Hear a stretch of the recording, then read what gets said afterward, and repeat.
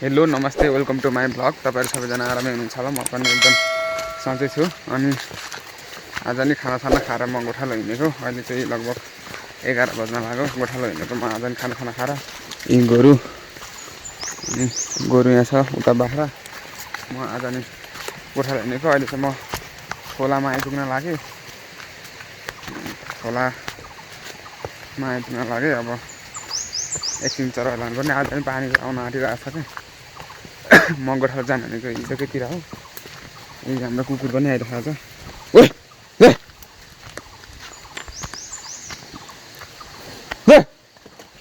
गोरु त्यहाँ छोडिदिएर पल्लो घरको गोठमा गोरुलाई घाँस हालिदिन पनि जानुपर्ने छ क्या। गोरुलाई घाँस हालिदिनु। खोला त सुकेछ आज त। खोला सुकिगएछ नि।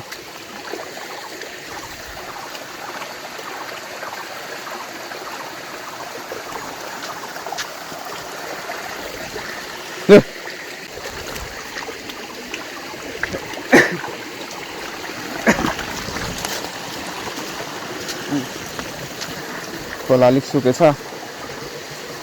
पानी आउन।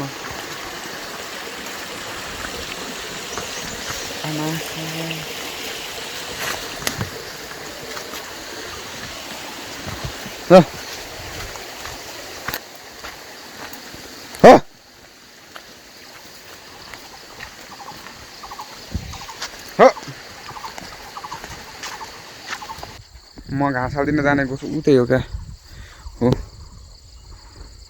हो त्यही गोठमा जाने। अब त्यही गोठमा घाँस हालिदिन जाने। गोरु यता लगाइदिएको बाख्रा। म हिँडेको पनि अब घाँस हाल्दिनँ। अब म आइपुगेँ अहिले गोठमा। यहाँ घाँस हालिदिनु पर्ने। यही घाँस हालिदिनु पर्ने रे। साथै लाग्दै 2 मुठा घाँस हालिदिनु भन्छ। यही पराल त होला। यही 2 मुठा अरू के हाल्दैन। 1 मुठा अरू त यो हलको लगाएर हाल्नुपर्छ अब।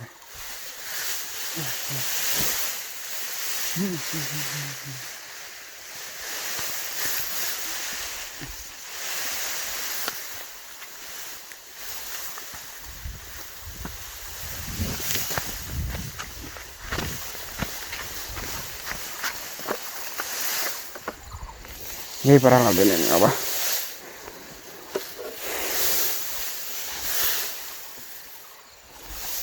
खेत रोपेर खतरा बनाएको छ यता।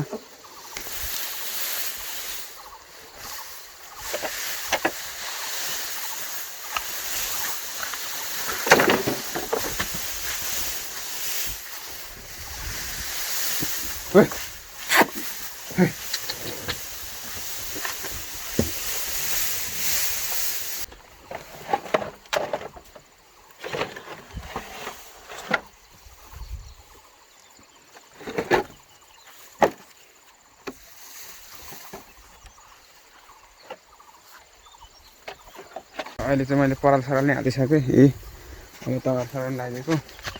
अब म आँखी गएर बस्छु। आज कपाल सपाल काटेको अलिक चट्ट देखिएको छ कि छैन टक्क। अलिक कपाल धेरै लामो भएछ र काटेको।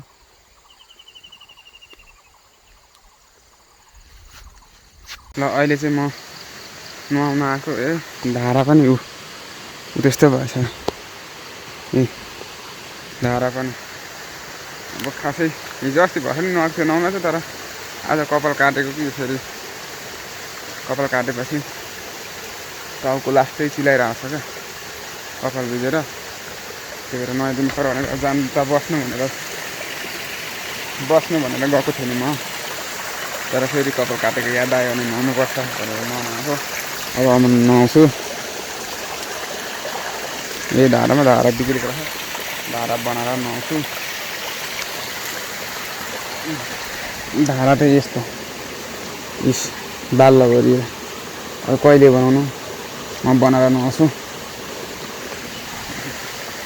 र मैले अहिले बनाएँ यतिको धारा। अब यसो काम चलाउँछ भयो। तर पुरै पानी सङ्ली गएको छैन क्या।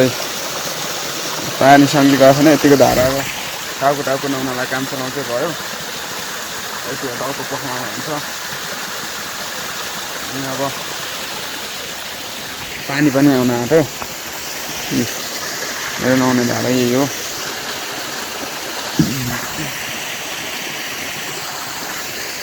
ल अहिले चाहिँ मैले नि नुहाइसकेँ, टाउको नुहाइसकेँ। अब चाहिँ काम सक्यो। अब घर भनेको बस्ने मात्र हो, बस्ने, गोरु हेर्ने, चराउने, लाने। अब चाहिँ सक्यो मेरो काम। अब म गएर मजासँग बस्छु, गोरु हेर्दै बस्छु मजासँग। नुहाए अलिक चट्टै ह्यान्डसम त देखिनँ नि, फेरि अलिक ह्यान्डसम देखियो भने गाह्रो पर्छ क्या। जङ्गलतिर बाँदर ढिँडोको आँखा लाग्छ नि त फेरि। ल अहिले आइपुगेँ म मेरो बस्ने ठाउँमा। यो मेरो बस्ने ठाउँ पाहाडे कटेज। हिजो अस्ति पनि तपाईँहरूले देखिहाल्नु भएको थियो। मेरो गोरु त्यो तल परतिर गहिरोमा छ, त्यसो देखिँदैन यहाँनिरबाट त। वहाँनिर चलिरहेको छ। अनि अब यी बस्ने दिनभरि गोरु अगाउँछ अनि लाने।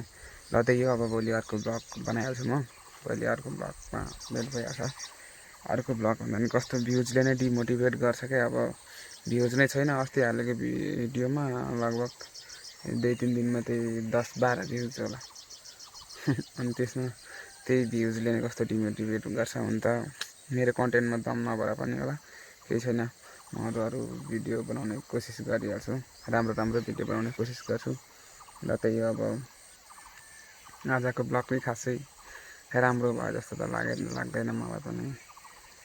खासै आजको ब्लग पनि राम्रो भयो जस्तो लागेको छैन। केही छैन, अब भोलि अर्को भिडियो लिएर आउँछु। ल त्यही हो है त, ल बाई।